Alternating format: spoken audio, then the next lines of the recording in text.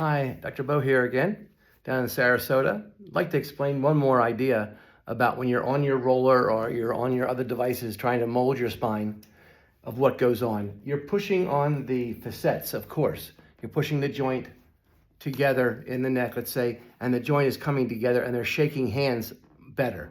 But the main problem that Dr. Harrison told me about years ago was this device called the Anterior Longitudinal Ligament. It's a ligament that runs right down the front of the spine, but inch wide, runs down, and that is shortened because of our forward postures. So we spend a lot of time leaning over desks and leaning forward, doing computer work, our phones, whatever. And what really is the problem, you wouldn't think of it as what the core problem is, which is the anterior longitudinal ligament has contracted and it's holding you down in this forward slump. This is very important. You got to pay attention here. Because even though you're on your roller, like Dr. Brenda Mondragon was showing last night in her live presentation, and you think, okay, it's pushing from the back, it's going to straighten the spine. But the real culprit of holding you forward into your hump bed posture and your forward head posture is the anterior longitudinal ligament. Now, they've taken this ligament out of the body and held it stretched. And they used to tell us it was 12 minutes, and they told us it was 18 minutes. They've gotten to 20 minutes. I believe we are now at 20 minutes. So you take the ligament in the front here, you bend over your roller, and you go, oh yeah, that's enough. I'm 5 minutes into my roller. I'm good to go. No, you're not.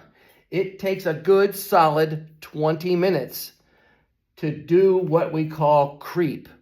This ligament creeps. Instead of just stretching, like my shirt, just stretching and then springing back.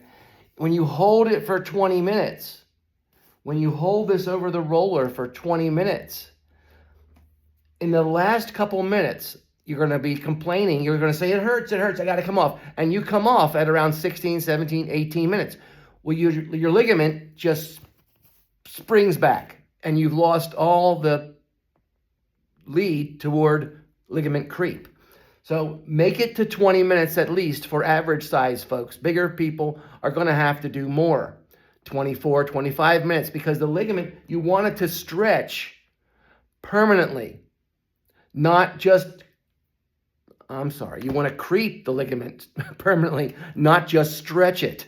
Say, don't want to just stretch it and have it spring back. You want to hold it long enough for the fibers, I think of like spaghetti noodles coming together, and you want to hold it long enough so the spaghetti noodles arrive at a different set point.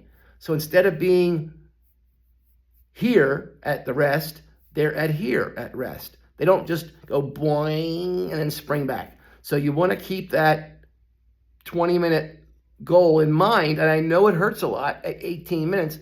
And most patients come in and say, oh, doc, I say, how you doing on your stretches? And they go, oh, yeah, I did 15 minutes last night. You're not going to get anywhere at 15 minutes. You've got to go 20 minutes or longer. And that's why I like to say, try to sleep on it a little bit. Maybe you do an hour or so.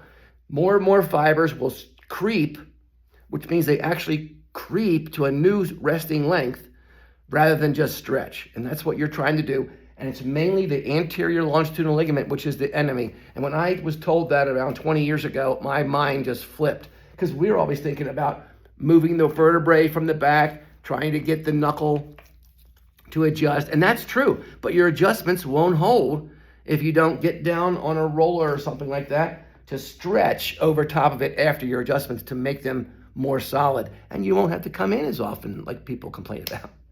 But thank you very much. God bless. Like and subscribe.